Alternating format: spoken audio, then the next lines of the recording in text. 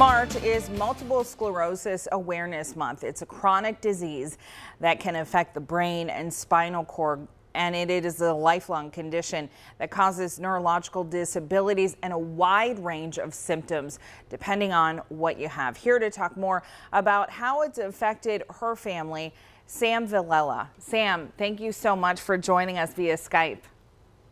Thank you so much for having me again, Jen. I greatly appreciate it. Both my mom and my sister live with multiple sclerosis. My mom was diagnosed in 2008 with primary progressive, which means from the very beginning it is progressive. Nikki was diagnosed 7 years ago in March, actually March 10th. That was 7 years of her diagnosis. And she was diagnosed with the more common form of MS, which is relapsing remitting MS. And what does that mean? So it's more common, which means you go through ebbs and flows with your MS. You might have sometimes, and they could be short periods of time, they could be long periods of time where you're having a relapse, they call it. So you might have heightened symptoms for your progression, but for the most part, those individuals will live a relatively normal life for them living with multiple sclerosis. My mom, however, has been very progressive. We've seen the progression with her walking. She is wheelchair bound currently. How is she doing right now, Sam? She's doing great because their first grandchild is on the way in April. So something really positive to look forward to. My brother and sister-in-law are expecting their first child. I think that's breathing new life into her. I think there's also sadness. She won't be able to be the type of grandmother she probably always envisioned. But I think with the modern convenience we as a family have for her, a handicap accessible van, she has an electric wheelchair, we've got a lift, we take her everywhere, whether she wants to go or not. I think she'll be able to be a part of his life for a very long time and be as active as she would like to be, not maybe physically running and playing with him, but there will be other ways she'll be able to be very active with him. Your whole family has remained so positive, and you've all been advocates, but you personally have taken on a quest to advocate on behalf of MS and patients really across the country, right? Yeah, absolutely. Thank you so much. There's a lot of laughter in our family, Jen. If you don't laugh, you'll cry, because it is very debilitating and you have to find the humor in what's happening. But they are my why, as well as everyone living with multiple sclerosis, the entire MS community and their families. And I think it's very important that we make sure we continue to educate, raise awareness, that we raise funds for researchers. There's so many amazing research projects that are happening right now. And it's a time to be very hopeful for the breakthroughs that have been happening and will continue to happen in the MS community. And happening in spite of the pandemic, right? Absolutely. So the society has shifted to virtual events. A lot have been virtual through the last year and will continue to be. For example, the public policy conference that I attend every year in Washington, D.C. will be virtual this year. It's exciting to see how they're going to adapt such a large conference to be virtual, but it's very sad to not be able to be in Washington, D.C. with my fellow advocates, meeting with our legislators, taking our day on Capitol Hill in a sea of orange, and really educating them on the public policies that are going to come before them throughout the year that affect families and those living with multiple sclerosis. But we'll take that any way we're able to meet with them, and all those meetings will be virtual this year as well. I'm going to ask you a two-part question now. How many people do you know living with MS in the country? Do you know that? And then are there certain signs and symptoms that people should look out for? Yeah, so that's a great question.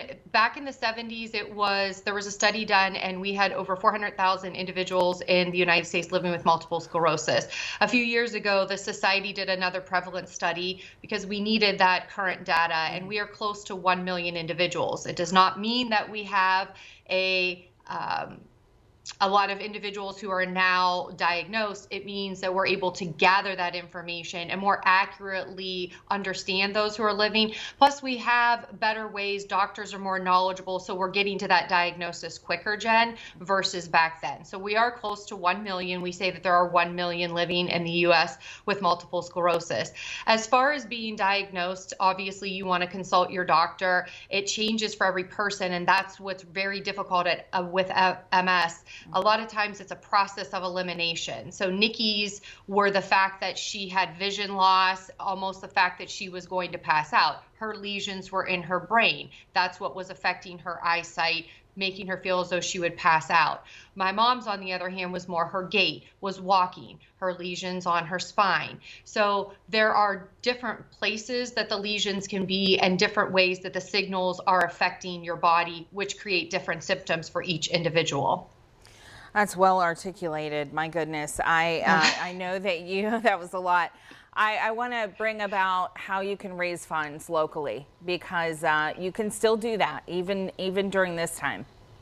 Absolutely. And like a lot of nonprofit organizations, if you have the ability to be philanthropic, they are in need. And so the annual walk is still happening through Walk MS Canfield. You can go to the National MS Society's website, and it will be hosted on May 1st. But anytime you're able to get out and walk for someone with multiple sclerosis, if you have it, a family member, a friend, they ask you go on, post it on social media, try to wear some orange. And whether that's walking, Jen, to the end of your driveway, around your block, in your neighborhood, going to your local park and walking, it's really just coming together and showing those in this MS community and living with MS that there are people out there, that you're never alone, and that we're all here fighting for that cure, no matter what that means. And I know we talked about that off air a little bit ago. The cure is different for everyone. You know, we at the society, we do stop progression, and I'm looking at my notes because I want to make sure I get this right. It's stop progression, restore what has been lost,